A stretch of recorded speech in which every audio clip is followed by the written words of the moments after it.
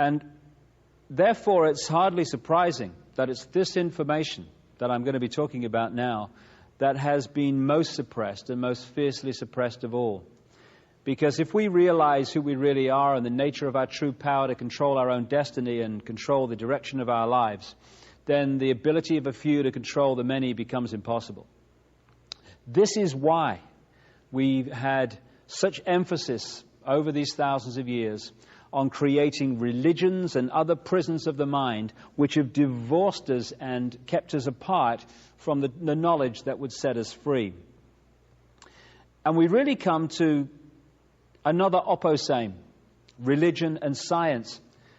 As I document in my books, the same secret societies that created religion, all of them, were the same that created what we call science, this idea, excuse me if I insult your intelligence, that this world is all there is and we come from oblivion, and after a period in awakened consciousness of a few seconds or 100 years, we go back to oblivion.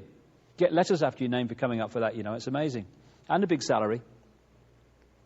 Now, these two things appear to be opposites. One saying God and all this stuff, and you must do what God says. And this one saying there is no God, and it's kind of, you're just a cosmic accident, darling. They have many things in common. They have one key thing in common. They're both saying that control of our lives is not here, it's out here somewhere. What science is saying is always just a random accident, mate.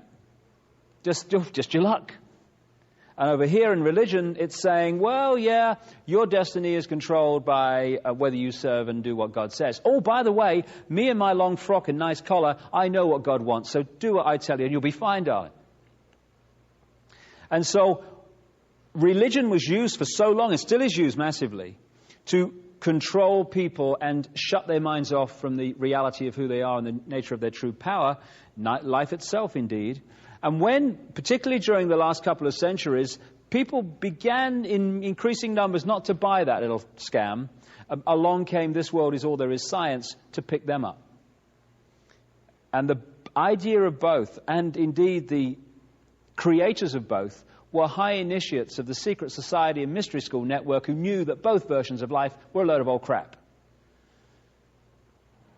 If we don't buy either, we can see what they're trying to keep us from. We are given the choice of being controlled by God or being basically a cosmic accident, okay? What we are not given the choice to see from early in our lives, unless we have enlightened parents, is that we are not a physical body and we are not just an entity that lives in a physical world. We are everything that exists. Increasingly open-minded science, and my goodness me, it's about time we had some of that, is starting to confirm what mystics and people that talk about this have been saying for thousands of years. That everything that exists in the whole of creation, in this dimension and others, is the same energy in different states of being. And the vibrational state of that energy decides what that energy will manifest as.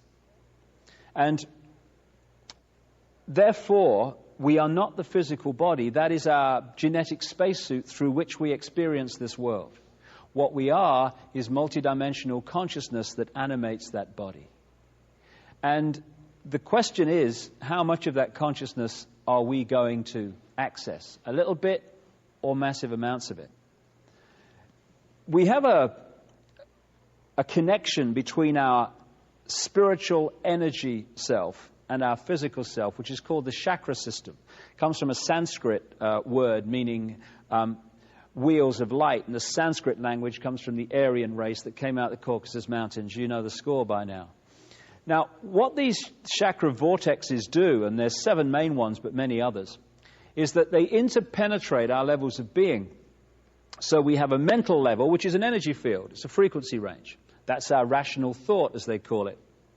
We have an emotional level, which is another frequency range. We have a spiritual level, which is the higher dimensions of ourselves. And these levels are interpenetrated by these chakra vortexes, these wheels of light. And therefore, an imbalance on one level is, through this vortex system, transferred to other levels. This is why when we get very emotionally stressed, the first thing that stops happening is we stop thinking straight. We stop thinking straight because the imbalance on the emotional level has been transferred to the mental level, and bang, bang, bang, we go. Now, if this imbalance goes on, this emotional imbalance, it's transferred eventually to the lowest level of this system, which is the physical level. And it manifests in the physical body as a chemical reaction. Now, it's at this point that modern medicine comes in with its drugs and scalpels at the point of the chemical reaction. Therefore, it is treating the symptom of the energy imbalance, the emotional imbalance, not the cause. And I remember where I lived on the Isle of Wight, a little island off the south coast of England, the doctor's practice there sent out a letter to everybody who was in that practice, the patients and stuff. And it kind of encapsulates the whole thing magnificently. It said, patients are reminded that appointments with the doctor are for 5 minutes only, and this is not a time to discuss your other problems. What has been so massively missed is there are other problems creating the emotional imbalance and distress that are causing the physical illness. So if you look at the human entity as a whole, you're looking at a very different vision of who we are and health and every other aspect of life than if you think that we're just a physical body. And these chakra vortexes are drawing in, particularly what they call the base chakra, vast amounts of energy which we can create with in ways that I'll come to in a second. The more these chakra vortexes are closed down, the less energy they're drawing in, the less energy we have to work with and create with. And so from this high level of knowledge that I've been talking about over thousands of years, at the peak of this brotherhood network, they understand these things. And so much of the manipulation of human emotion and human thinking, human perception and human attitudes has been designed to close these vortexes down so we access a fraction of multidimensional infinity, this infinite mind that we're part of. There was an American comedian called Bill Hicks, great guy, died in 1994, who summed up this whole concept of life I'm talking about in this way, because he was a very bright man. He said, matter is merely energy condensed to a slow vibration. We're all one consciousness experiencing itself subjectively. There's no such thing as death. Life is just a dream, and we are the imagination of ourselves. And that's the key. What we imagine ourselves to be is what we physically create. So if we can be manipulated to imagine ourselves as ordinary, then we'll create ordinary lives. When the penny drops that we are all extraordinary, we live extraordinary lives, and this manipulation is over. We're like droplets of water in an ocean of consciousness. We're individual to an extent, just like droplets of water are individual. You can hold one in your hand.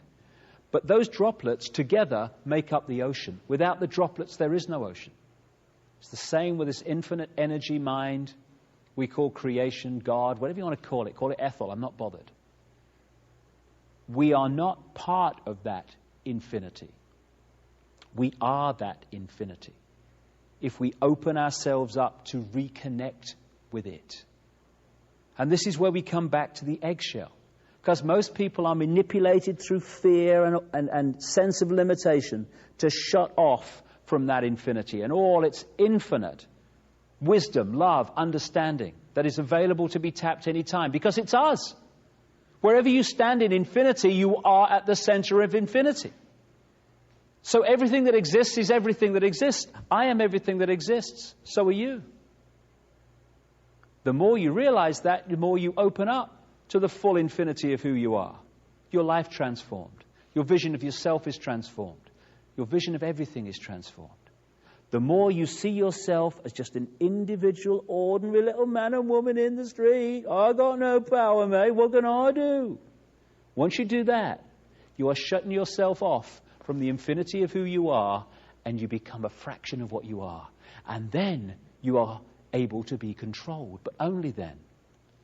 Which is why this understanding has been so suppressed.